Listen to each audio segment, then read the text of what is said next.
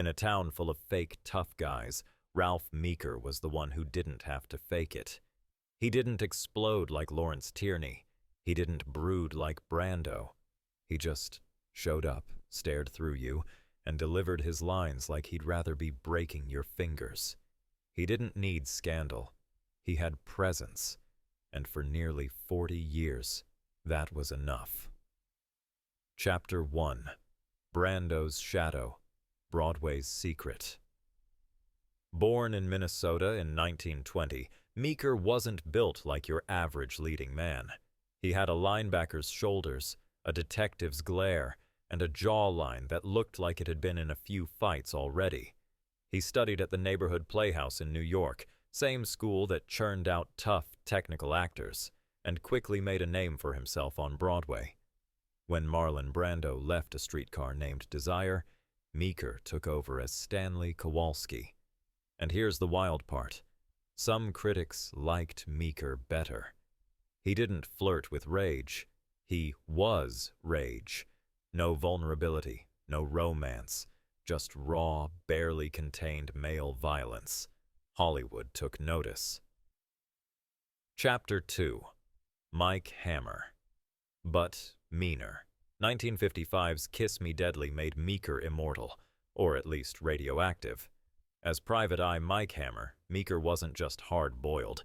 He was nearly sociopathic. He slapped women, ignored morals, and made Bogart look like a life coach. This was film noir pushed past the edge, and Meeker delivered every line like it was a cigarette burn. He didn't play Hammer as a hero. He played him as a symptom. The film was banned in several countries. Critics called it brutal, nihilistic, and a warning sign for American cinema. In other words, perfect. Chapter 3. Never a star, always the threat. Despite that performance, Meeker never became a household name. He didn't play the studio game, didn't charm the press, didn't network. He just worked. He showed up in Paths of Glory, Kubrick's anti-war masterpiece, The Naked Spur, The Dirty Dozen, The Detective with Frank Sinatra, endless TV gigs, The Twilight Zone, Mission, Impossible, Cannon, Columbo, Mannix, you name it. He was always the guy you didn't trust, the detective, the lieutenant, the ex-con who knew too much. Audiences believed him, maybe a little too much. Chapter 4.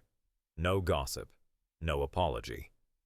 While other actors were making headlines for affairs, arrests, or rehab, Meeker kept it quiet. Too quiet. He was known to be hard to read. Cold. A loner. Co-stars said he rarely socialized. Producers said he didn't play ball. He did the work. Then he left. If Tierney was a powder keg, Meeker was a locked safe, and no one ever found the combination.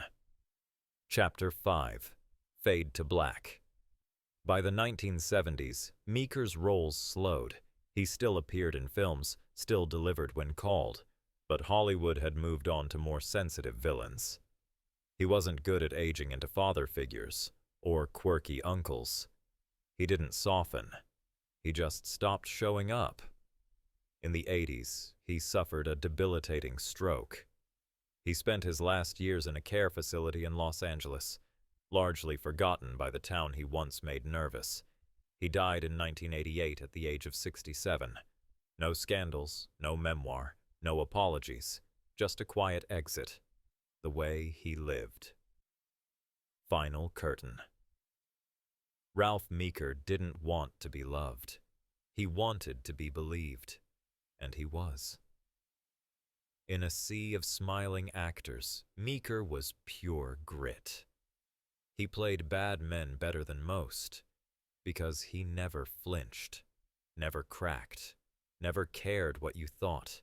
He once said, "There's nothing worse than trying to be likable." And Hollywood agreed. They never forgave him for it. Love you. Mean it. Just like in old Hollywood.